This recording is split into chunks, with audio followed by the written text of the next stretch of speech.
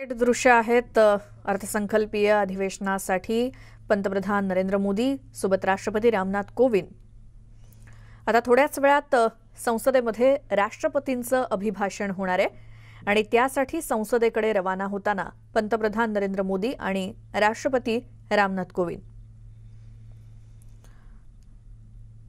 आजपासून संसदेचं अर्थसंकल्पीय अधिवेशन सुरू होत आहे आणि या अर्थसंकल्पीय अधिवेशनाची सुरुवात राष्ट्रपतींच्या अभिभाषणाने होईल।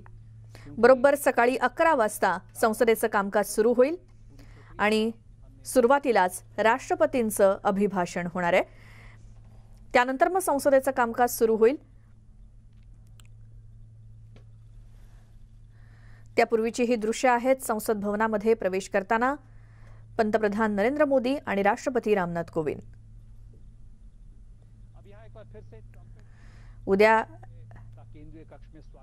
संपूर्ण देशाचा अर्थसंकल्प अर्थमंत्री मांडतील। या अर्थसंकल्पीय अधिवेशनाला आजपासून सुरुवात होते। 11 फेब्रुवारीपर्यंत हे अधिवेशन चालणार आहे। या अधिवेशनाची सुरुवात राष्ट्रपतींच्या अभिभाषणाने। भव्य केंद्रीय कक्ष जहां संसद के दोनों सदनों के तमाम सदस्य मौजूद रहते हैं। बेहद अनोखा अवसर। ऐसे मौके बेहद कम आते हैं जब दोनों सदनों के सदस्य एक साथ जुटते हैं। और कोविड काल है और कोविड काल की परिस्थितियों को देखते हुए भी इस बार संसद सत्र में कई बदलाव किए गए हैं। राज्यसभा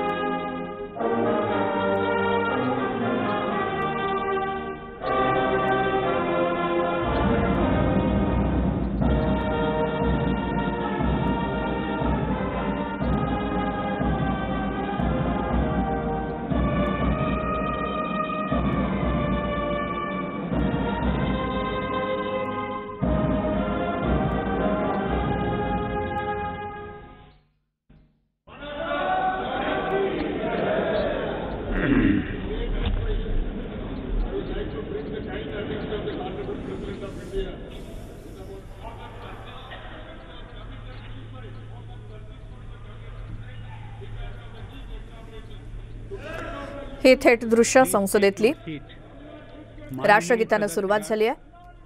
कोरोना वायरस से उत्पन्न वैश्विक महामारी का यह तीसरा वर्ष है। इस दौरान हमने भारत के लोगों की लोकतांत्रिक मूल्यों में अगाध आस्था, अनुशासन और कर्तव्यपरायणता को और मजबूत होते देखा है। आज जब भारत अपनी आज़ादी के 75 वर्ष पर अमृत महोत्सव मना रहा है, तब प्रत्येक भारतवासी की यह संकल्प शक्ति भारत के उज्जवल भविष्य के लिए असीम विश्वास पैदा करती है। इसी विश्वास के साथ मैं संसद भवन के इस ऐतिहासिक सेंट्रल हॉल से प्रत्येक भारतवासी का अभिनंदन करता हूं। मैं आज संसद के इस समवेत सत्र में देश के उन लाखों स्वाधीनता सेनानियों को नमन करता हूं जिन्होंने अपने कर्तव्यों को सर्वोच्च प्राथमिकता दी और भारत को उसके अधिकार दिलाए। आज़ादी के इन 75 वर्षों में देश की विकास यात्रा में अपना योगदान देने वाले सभी महानुभावों का भी मैं श्रद्धापूर्वक स्मरण करता हूँ। अमृत महोत्सव के इस कालखंड में देश की महान विभूतियों से जुड़े विशेष अवसर भी सभी देशवासियों को प्रेरणा दे रहे हैं। गुरु तेग बहादुर जी का 400वां प्रकाश वर्ष पर्व, श्री अरविंदो की 150वीं जन्म जयंती, V.O. चिदम्बरम पिल्लई का 150वां जन्म वर्ष और नेताजी सुभाष चंद्र बोस की 125वीं जन्म जयंती जैसे पुण्य अवसरों को मेरी सरकार पूरी भव्यता के साथ मना रही है। सरकार ने इस वर्ष से गणतंत्र दिवस समारोह को नेताजी की जयंती पर 23 जनवरी से ही मनाने की शुरुआत की है। मेरी सरकार मानती है कि अतीत को याद रखना तथा उससे सीख लेना देश के सुरक्षित भविष्य के लिए बहुत ही जरूरी है। साहिबजादों के बलिदान की स्मृति में 26 दिसंबर को वीर बाल दिवस की घोषणा एवं 14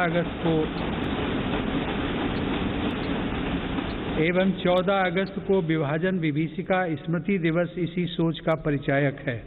सरकार ने भगवान बिरसा मुंडा को श्रद्धांजलि स्वरूप उनके जन्म दिवस 15 नवंबर को जनजातीय गौरव दिवस के रूप में मनाने का भी निर्णय लिया।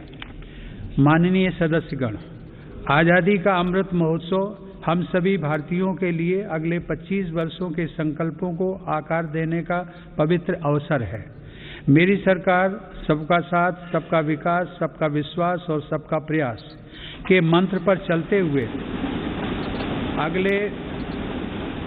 अगले 25 वर्षों के लिए मजबूत बुनियाद पर तेजी से काम कर रही है।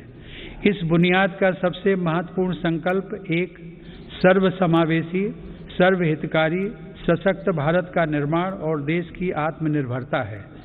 कोरोना के इस कठिन समय की चुनौतियों ने देशवासियों को अपने लक्ष्यों को जल्द से जल्द प्राप्त करने के लिए प्रेरित किया है।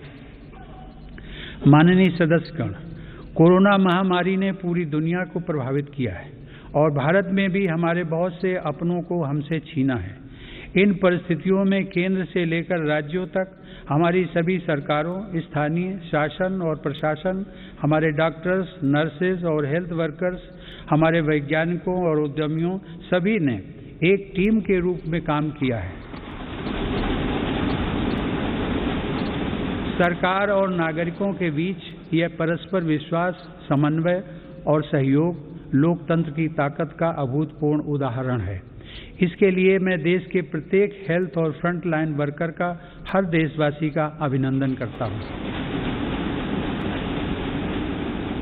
कोविड-19 के खिलाफ इस लड़ाई में भारत के सामर्थ्य का प्रमाण कोविड वैक्सीनेशन प्रोग्राम में नजर आया है।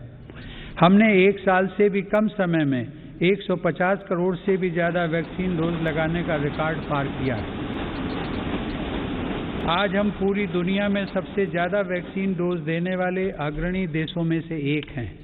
इस अभियान की सफलता ने देश को एक ऐसा रक्षा कवच दिया है जिससे हमारे नागरिकों की सुरक्षा भी बढ़ी है और उनका मनोबल भी बढ़ा है। आज देश में 90% से अधिक वयस्क नागरिकों को टीके की 1 डोज मिल चुकी है, जबकि 70% से अधिक लोग दोनों डोज ले चुके हैं।